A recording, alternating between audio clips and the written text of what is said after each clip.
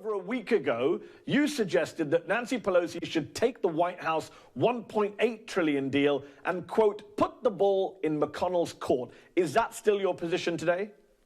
Yes, I said, as your tweet says, make a deal. So I didn't think we should take the exact $1.8 trillion, but I said we need to do everything we can to make a deal, which it looks like the Speaker is doing. She's gotten a few key concessions on testing, on making sure we get more state and local aid. I'm very confident that she will make the deal with Mnuchin, and McConnell will have to answer. Last week, in a contentious interview with CNN's Wolf Blitzer, Pelosi said this about you. Have a listen. Andrew Yang, he's lovely. Ro Khanna, he's lovely. They are not negotiating this situation. They have no idea of the particulars. They have no idea of what the language is here. That was a bit patronizing towards you, wasn't it? I don't think so. She called me lovely. I've got a great relationship with the Speaker, and I don't, you know, people are so sensitive. If you have that thin skin, you won't get anything done in Congress. I think the Speaker was just saying that she has the judgment to get the deal done. But as a member of the caucus who cares about the suffering of people and wants to make sure we do something before the election, I feel like I have the judgment to speak up and say we ought to make a deal. And it looks like things will work out, and the ball will be on McConnell's in McConnell's court. But I just want to be clear. We know the ball will be in McConnell's court. You're right about that. Nancy Pelosi's right about that. But I just need to get down to it on the numbers. If it's for you, for Ro Khanna, if the choice was between $1.8 trillion before the election or $2.2 trillion not happening, but sticking to $2.2 trillion as a principal position, what would you pick?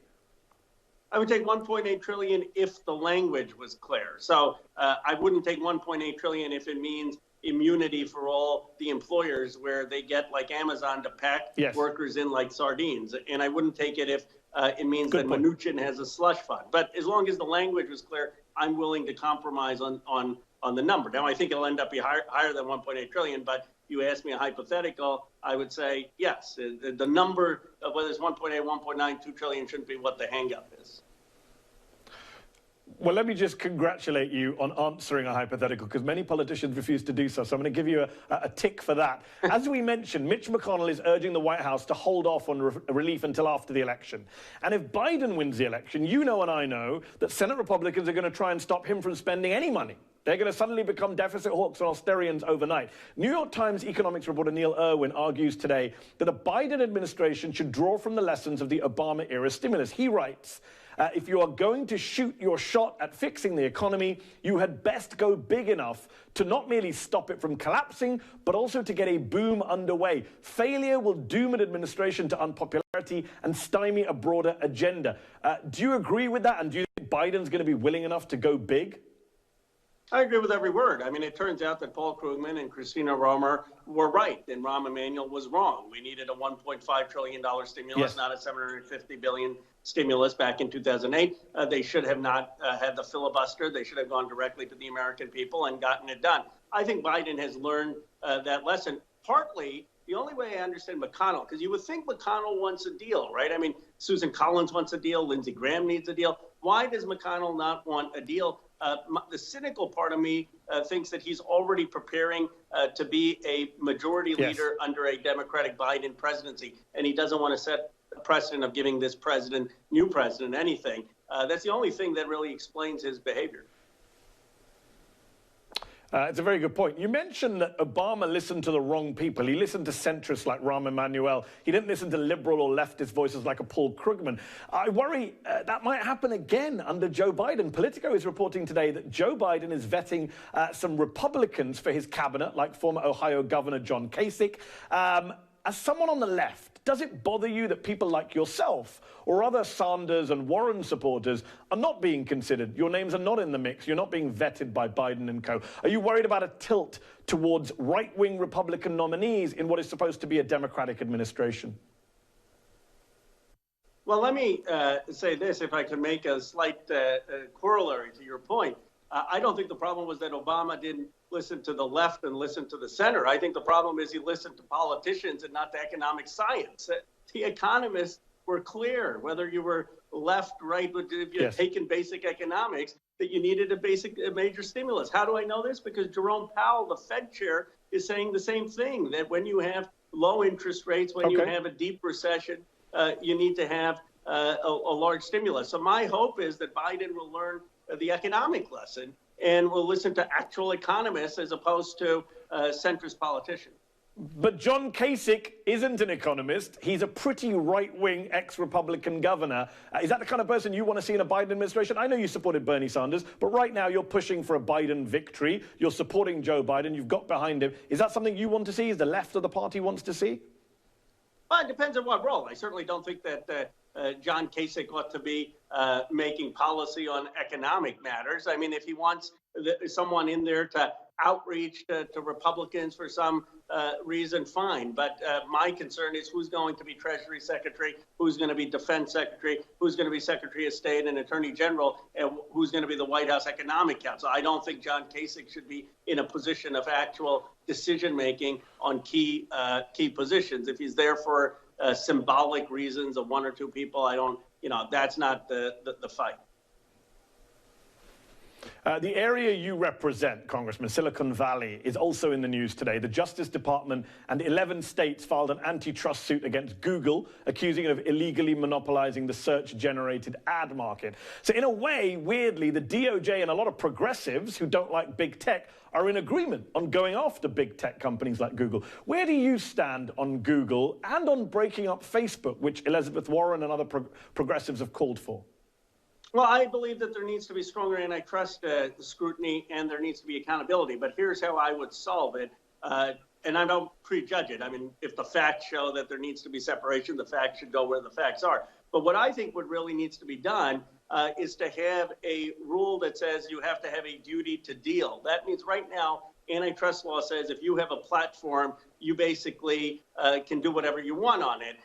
And you don't have to allow other competitors onto that platform. That's the current Supreme Court law. We need to change that and adopt a standard that says you have a duty to deal with other sellers. They should have access to the platform unless you can show that there's a clear consumer benefit not having them on. And I think if you just had that change in the law, which is similar to some things Europe has, you would solve a lot of the problem. But as of today, you said we'll follow the facts where the facts go. But as of today, you don't agree with fellow progressives like Senator Elizabeth Warren that Facebook should be broken up. It's just too big. It has too much power. It has way too much influence over the political scene. Well, I agree that they shouldn't have been allowed to merge with Instagram and WhatsApp. I think I would never have approved that merger. Now that they're integrated, now that they have already done all of these things, I think there has to be due process. You can't just have a politician coming up without the factual inquiries. What I do think needs to happen. Come on, Congressman. I'm not asking you to break it up tomorrow. I'm saying, in principle, like Senator Warren has done, and she's not someone who jumps into things without looking into it and planning.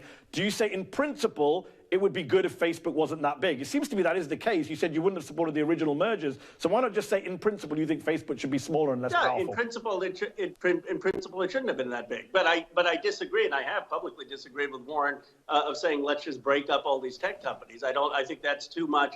That's not a nuanced enough approach. I would have a rule-based change, which would get to a lot of the problems. Now, in some cases, if the separation is necessary, have it. But I don't think just break up all tech is the right approach, nor do I think the current regime is the right approach. I think we need actually well-crafted antitrust law and a rule that says you have to deal with everyone, a rule which says let's be more skeptical of mergers would get to a lot of it.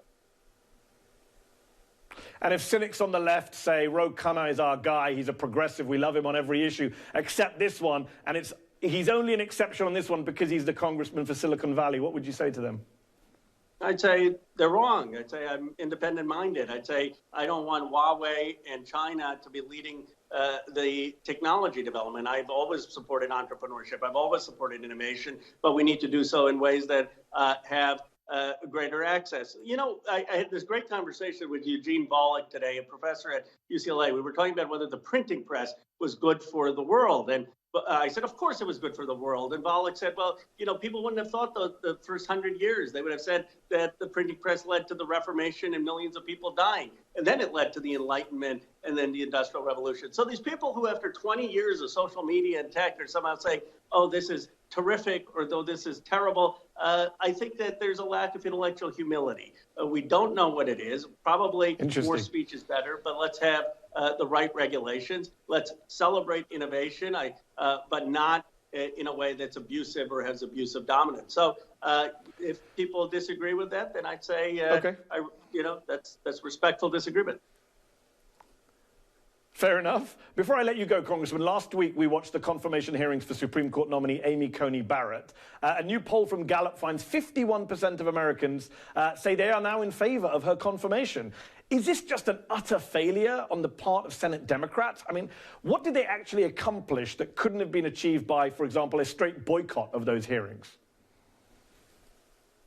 Well, I think, American politics is a lot about narrative. And Amy Coney Barrett came off as someone who was sympathetic, who had a wonderful family. And unfortunately, we were unable to prosecute the issues. I think that strategy of just focusing on the ACA and the process arguments probably wasn't sufficient. I think we should have dug in deeper onto what she was going to do with Roe versus Wade. What she was going to do with Roe versus Wade. I know you've been a critic. I'm sorry? I was going to say, I know you've been a critic of Senator Dianne Feinstein, who is the Democratic ranking member on the Senate Judiciary Committee. She's a California senator from your state. You've been critical of her in the past, suggested maybe it was time for someone else to take that seat. She obviously survived a primary challenge. She's in office now till 2024, but a lot of Democrats upset that she kind of thanked Lindsey Graham for his hearings, gave him a hug at the end. Chuck Schumer has said today that he had a call with her to express, I guess, displeasure. Do you think that she should be the Senate Judiciary Chair if the Democrats take back the Senate in 2021?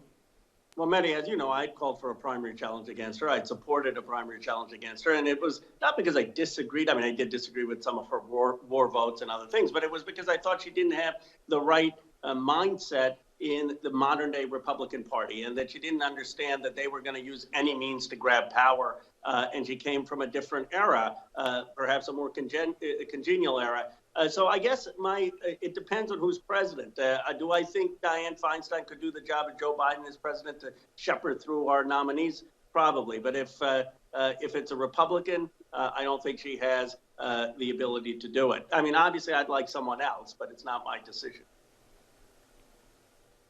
Fair enough, but we appreciate you sharing your opinions on that and other issues. Congressman RE.KHANNA, thank you so much for your